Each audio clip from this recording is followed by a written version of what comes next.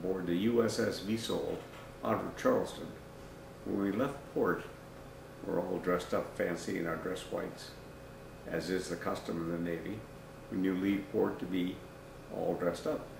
And I had the bridge watch, that is, on the Navy bridge, on the ship's bridge, with the captain and the senior crew, and I was assigned that for the first 4 hours.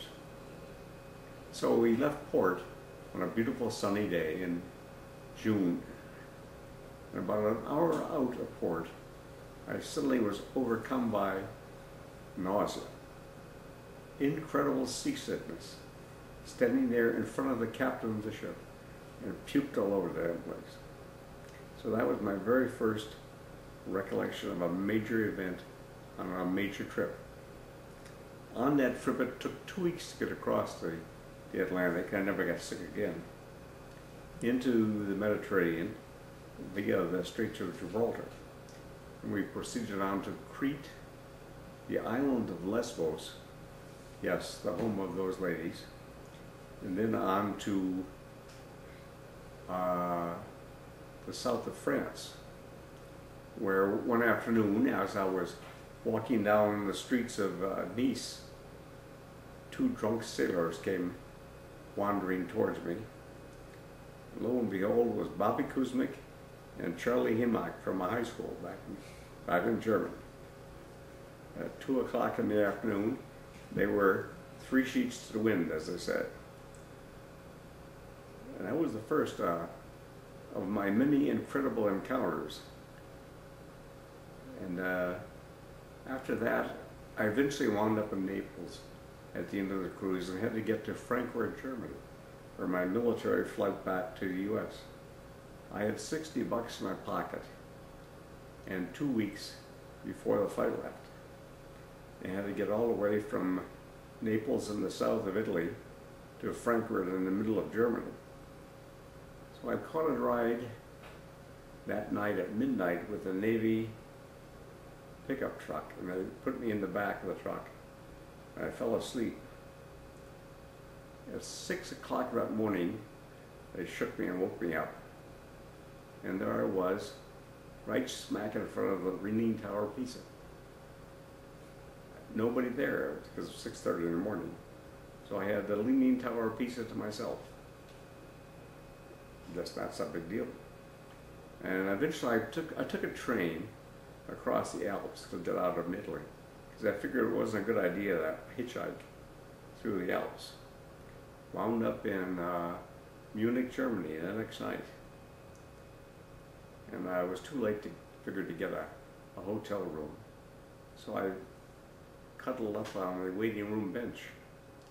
And within an hour, the Gestapo came and shook me and told me to get my butt out of there because the station was closed. So I went out into the railroad yard and tested out the doors of all the cars till I found a car that was open.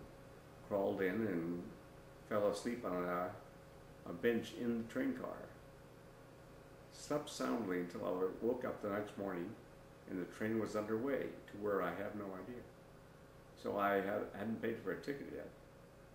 Didn't want to. I had no idea where I was going. I think I got picked up by this middle-aged man, and then we both went on. He was a college professor on leave, and we took a boat tour of the Rhine, one day out and back, looking at the castles around the Rhine Valley.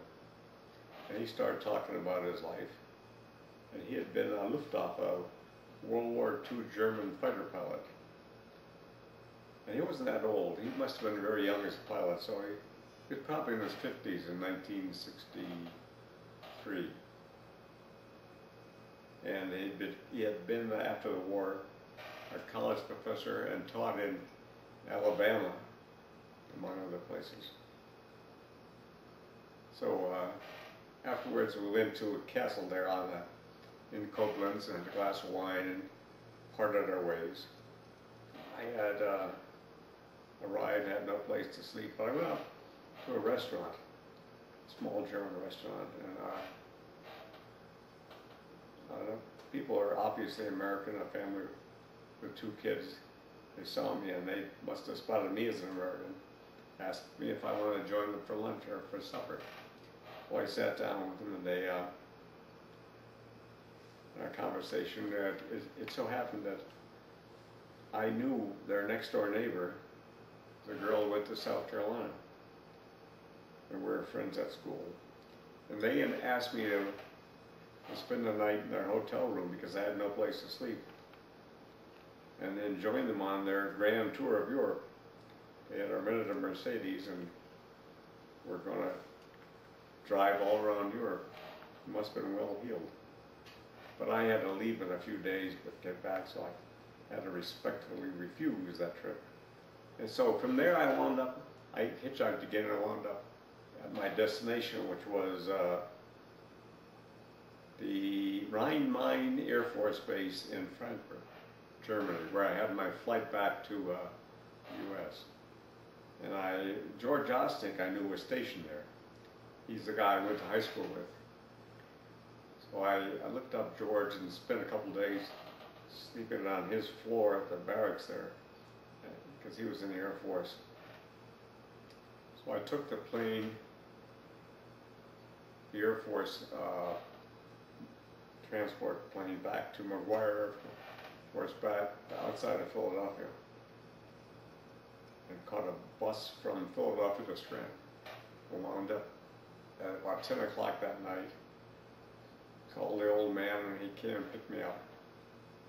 I got home, I had 60 cents left.